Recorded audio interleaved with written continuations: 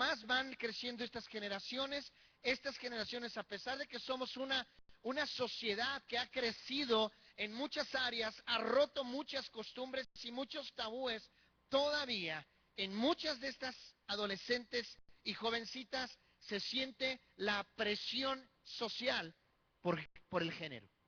Y entonces acuden a este tipo de prácticas.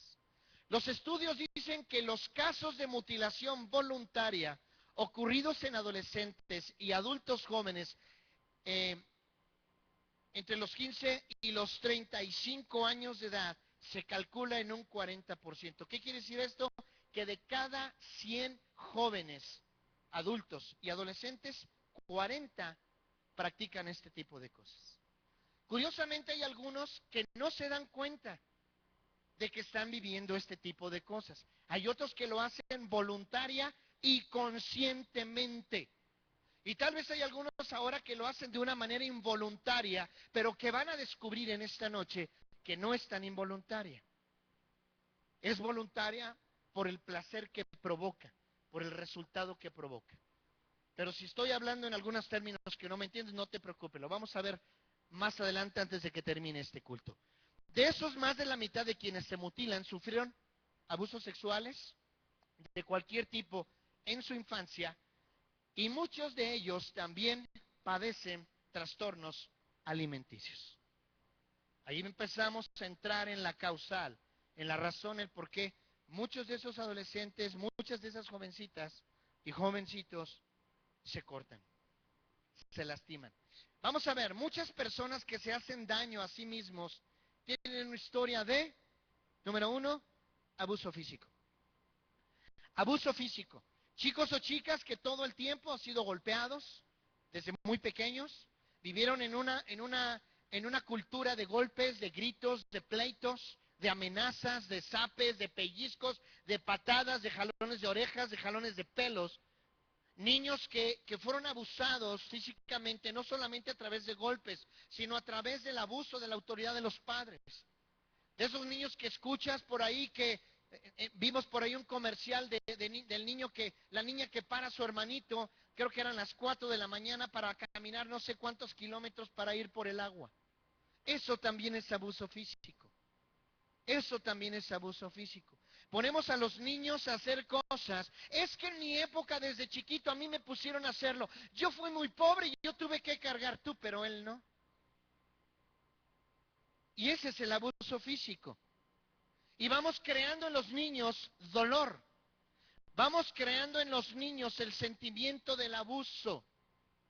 ¿Sabe? Una de las cosas, de las causas, una de las cosas que provoca en un niño o en una niña la prostitución es precisamente porque fueron abusados desde pequeños sexualmente y físicamente.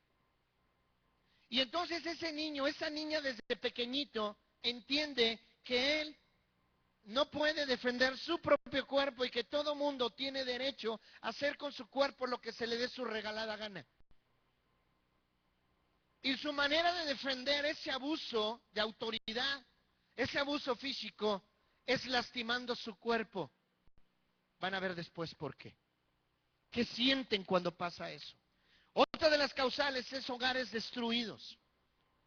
De cada 10 matrimonios en México, 9 son matrimonios disfuncionales. Así de ese tamaño.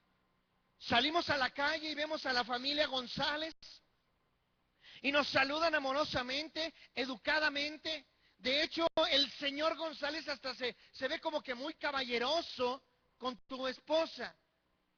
Pero entrando a la casa, la familia González es una familia con muchos pleitos. El hombre es un golpeador, el hombre es un adúltero, la mujer es una chismosa, una metepleitos, una controladora, no lo sé. Y el hijo crece, los hijos crecen viendo estas cosas. Y resulta que uno de tus hijos, su temperamento, es un temperamento muy delicado en cuanto a este tipo de vidas. Y le afecta más que a otro de tus hijos. Y ese hijo se siente lastimado, empieza a entrar en él un espíritu de miedo.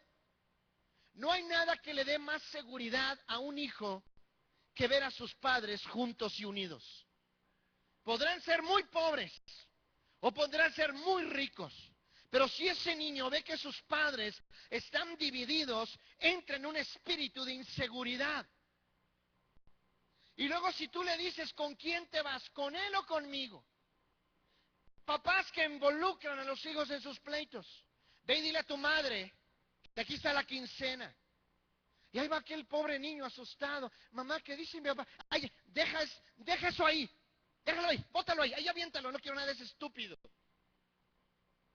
Y el niño crece con un espíritu de inseguridad.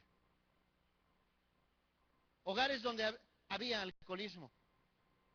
O hogares donde hay alcoholismo. Ver al padre llegar, borracho, haciéndose el simpático con los hijos. Ven, hijo, déjame te abrazo. Con su aliento alcohólico, fétido, hediondo, apestando a alcohol y a cigarro, haciéndose el hombre muy cariñoso. Y al hijo o a la hija no le queda otra cosa más que aguantar su ridículo show del papá cada vez que llega borracho. El hijo que saben que el papá va a llegar borracho, inmediatamente los hijos se hacen los dormidos, se meten a su cuarto, rogándole a Dios que el padre no se meta al cuarto y los saque de la cama para decirles que los quieren mucho. Eso va creando en ellos miedo, soledad, inseguridad, hogares disfuncionales de cualquier tipo de disfunción. Sexual, económica, física, de salud, de nutrición. Muchas disfunciones hay en los hogares. Y un día vamos a tocar las diferentes disfunciones que puede haber en un hogar y las consecuencias que esto ocasiona. Pero son niños que están provocando, mientras van creciendo en ellos, inseguridad, temor, miedo, vergüenza, frustración. Niño que tiene ganas de romperle la cara al papá cuando está viendo que está golpeando a su mamá.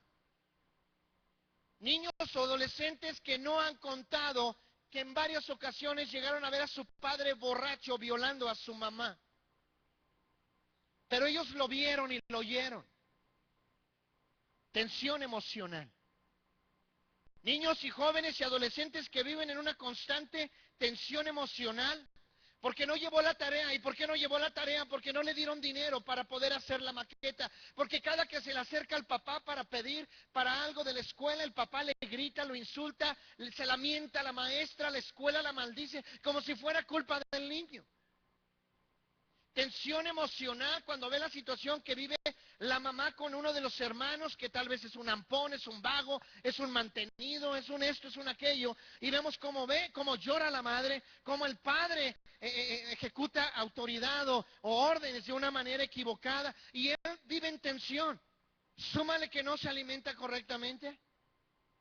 Niños que salen de la casa mal desayunados, con una torta típica de huevo, fría, y llega a su casa y salchichas con frijoles. Eso son tensiones emocionales y físicas. Y eso provoca inseguridad en ellos. Va provocando una falta de aceptación. En nuestros niños, adolescentes y jóvenes se va formando un ambiente y ellos empiezan a sentir que no son amados, no son aceptados, no son queridos, no son cuidados. ¿Y cómo van a poder sacar todo eso? ¿Cómo pueden ellos? Ellos no pueden, el adolescente no puede ir a la farmacia y le diga a la señorita, señorita, necesito que me dé un antidepresivo. Porque tengo estrés. Porque tengo un maldito padre borracho. Porque tengo una madre codependiente, cobarde, que no le ha puesto en su lugar a la solución. ¿Qué hago? Necesito algún depresivo porque cada que mi papá y mi mamá se enojan, escucho a mi papá, pero el día que a mí se me dé la gana te largas de esta casa y te quedas en la calle y te voy a quitar a los hijos y voy a meter otra vieja aquí a dormir conmigo. El niño no puede ir a la farmacia, el niño no puede ir con el psicólogo y decirle, necesito una terapia, un tratamiento, porque me voy a suicidar. Él no lo puede hacer.